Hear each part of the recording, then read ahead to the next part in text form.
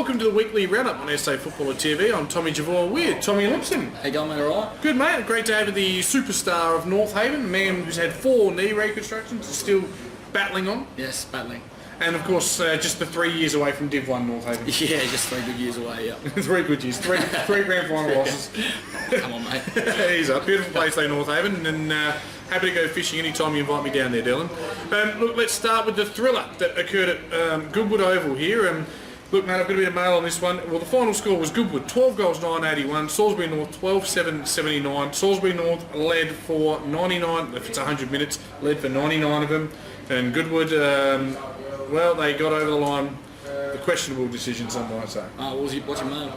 I've just given it to you. Questionable decision. Questionable decision. Salisbury North can't take a trick at the moment. They really needed that one after their loss of points, didn't they? Well, before this game, they were still sitting in 6th, even though that whole anomaly of 4 wins and they lost 4 points. It was 6th versus 7th, but Goodwood, they're a dangerous team. You can never rule them out, can you? No, absolutely. And at Goodwood Oval, they've found a way. So for Goodwood, it was Fairley. That could be Chris Fairley. No, he's dead. It's not him. Fairley with 4, Kells with 2, a host of players with singles. Burgess, Carrick, Smith and Pinto were their better players. Salisbury North back? Salisbury North got Brad Hood that kicked 3 goals, Jim Solly with 2, Russo with 2, the rest were singles there. Evans with best on ground, Evans Jr., sorry I should say, McIntyre, Russo, Radway and Muganti in best players. And in what is a fantastic stat, for the first time in any segment tonight, the producers got up and moved and not knocked the camera. Yeah. Absolutely sensational. Alright, and that's a positive. Let's talk about a negative now, because Henley at the moment are not going well. They sit 0-7 and it's not good, and it wasn't good on the weekend. There's no way to dress it up, except if you want to look for positive, it was 3 goals 5 to 5 goals 6 at half time and 13 points down. But the final score, they've been absolutely reamed. Prince Alfred, who are going to do this to a lot of teams, you'd think, 16-15, 1-11. Henley 3-9-27. That's a shellacking, isn't it? Yeah, Henley just keeps getting worse and worse for them at the moment, so they need to find a couple of wins quick smart for a big strive. Yeah, for Henley, Radley was the only multiple goal kicker with 2. Newman kicked 1. Brad Geddes, best on ground for them, obviously doing great things with the Oz kick and in the league teams, doing it all down there. Needs some mates to step up. Just giving you a bit of legsies there, sorry. Right, Radley, Graham, Lawless and Gray battled away for Henley and deserve a mention. But on the Prince Alfred side, it's a who's who of recruiting and ex-players. Hayden Jolly with 4 goals, Siebels with 3, Holmes with 2. A whole list of, how many we got there? 1, 2, 3, 4, 5, 6, couple 7. of Crows top-up players there, and it's amazing how they keep under the points, but they're doing well. All old collegians. All of them, yes. Jolly best on ground, Castry, Perryman, Wicks, Brimsley and McNamara round out the best players. His brother's cousin got a scholarship as well, so... brother's cousin? Yeah, his brother's cousin, mum's friend. 0-pointer? Yeah, 0-pointer. So they're actually playing on minus 13 points. Look, we do kid, but it's hard not to be jealous of a team that's doing so well. Yep. Like Prince Alfred, they've come up from Div 2, like very few others have. Of course, Paynham will rival the way they did it last year, but fell at the final hurdle. One team that has come up from Div 2 and hasn't done it so easily is only Mercedes, as Trev would say, but they turned it all around on the weekend. It was only Mercedes, 17 goals, 13, 115, Port District 10, 16, 76, and I'm just having a quick look through, and interesting to see there. Harder only kicked the 1, so you're coming off 8 the week before, but looking at Port Districts, I broke the story that Thurgood is selling the house, and I'm hearing rumours now he has done his net. So I said he'd be a huge loss for them, and look, only Mercedes shot out the block with a 7-goal first quarter, 7 goals to 1, and that's all she wrote. 17 goals to 10 in the end. So better players and goal kickers for the Jets, please. The Jets, we got Walker with 6, Heaslip with 3, Harris with 2, and a whole list of players with 1, including Whopper, Watson, O'Sullivan, Walk, Whopper, Cabats, and Devout rounding out the best. And for Port Districts, it was Batty with 4, Perry with 3, a host of singles. So that's Jeremy Clayton there in the goal kicking as well. So playing coach? I don't think he plays every week, but he might have to play a bit more now that Thurgood's out the same. Yep, Greg Williams and Story round out the best players for Port District, who they're a bit inconsistent. Port District, they were in the 5 before that game, but they're probably not now. No, they wouldn't be, because they're only 1 game ahead of... happening there. I wish the camera could go both ways. Very, very odd things happening. Like the cameraman does. Yes, it'd be might well. Look, we previewed this one last week. It was Payneham North Union and Ross Trevor. These teams met 3 times last year, and Payneham had beaten them all 3 times. They perhaps have got the wood over Ross Trevor. They found a way that first time and have gone from strength to strength since. It was close all day with Payneham leading by 7 points at 3/4 time.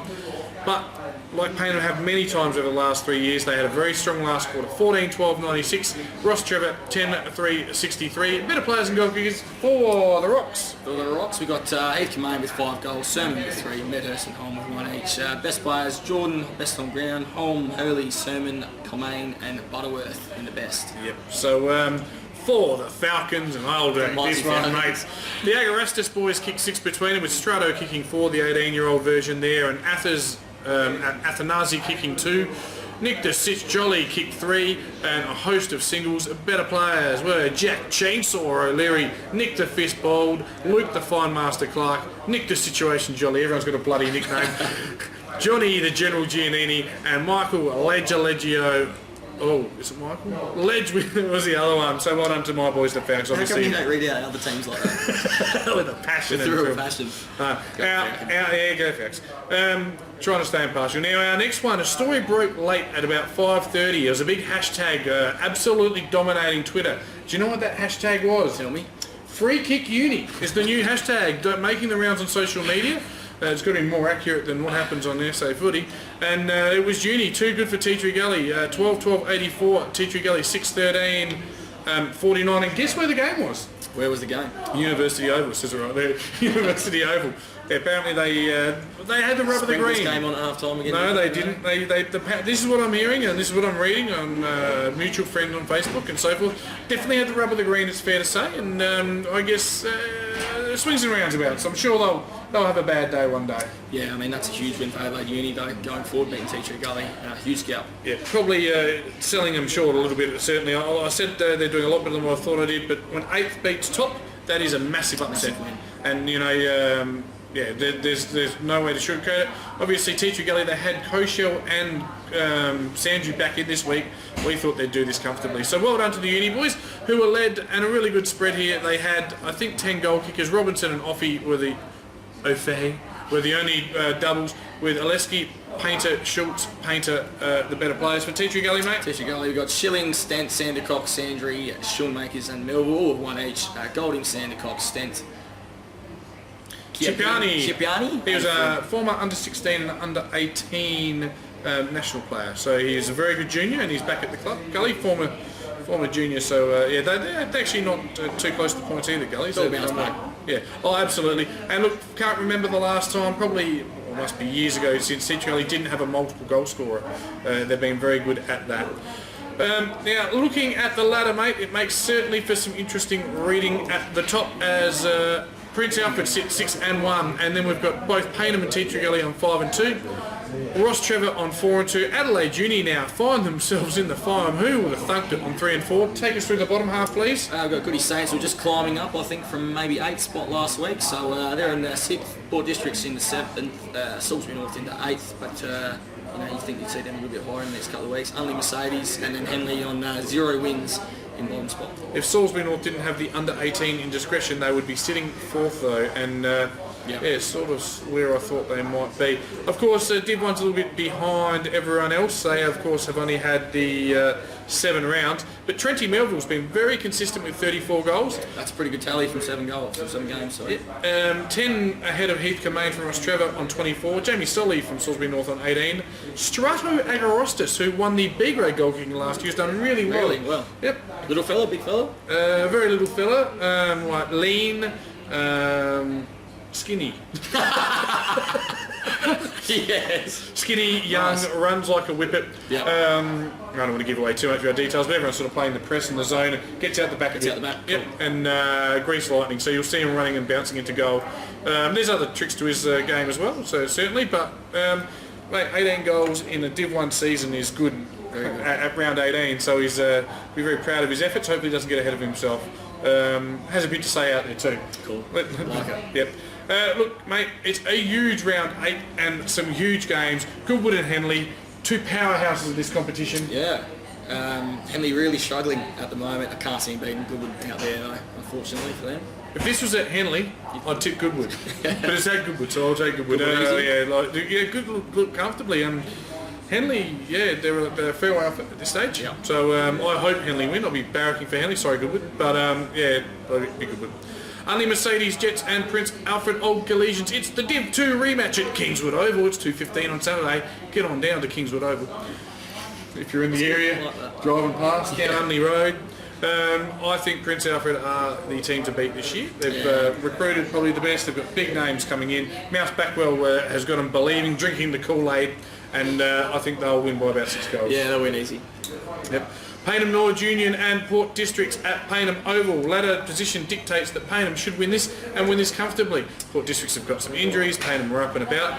But one team Payneham didn't beat in last year's competition was Port Districts. They brained us twice. Really? Fairwood did kick 7 and 8, so I'm pretty happy he's not been playing. They're a bogey team for us, I'm not sure why. But it's at Payneham Oval. Payneham as well, just today I saw it on the internet. $500,000 upgrade to the club rooms. $500,000. Wowza. Yeah, Awesome. just redone the beautiful playground. So if you're in the Payneham area, take the kids down there. It's the premier playground in the eastern suburbs these days. What a great club. Payneham because of the new playground. That's awesome. Too much? I waited on a bit thick, didn't I? They'll beat Port District by 100 points this week.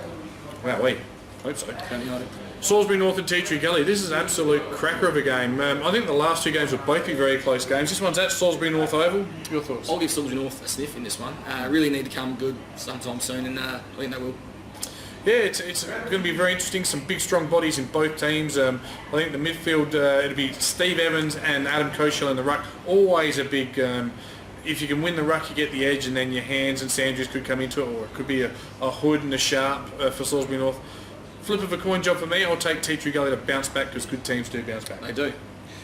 Adelaide Uni's having a good time over there. That like at the Portland Hotel. Adelaide Uni and Ross Trevor. I guess it's time to start taking Adelaide Uni seriously. Yeah, you'd have to give them a huge chance to win that one after a big win last week. So yeah, Adelaide Uni's at home. Adelaide Uni need to stay in the 5. They'll need to win this, and with the Painter boys up and about and fit and firing and free kick Uni all the rage, I think Uni will be too strong. Yep, we can agree on that. I'm sure my phone's going to ring Thursday night. Thanks very much for watching the weekly. We don't care. Thanks for watching the weekly round. It's been great fun this week. Thanks for joining me for all the divisions, mate. You have been nothing short of sublime. Sublime, thank you. Thanks very much. See you next week.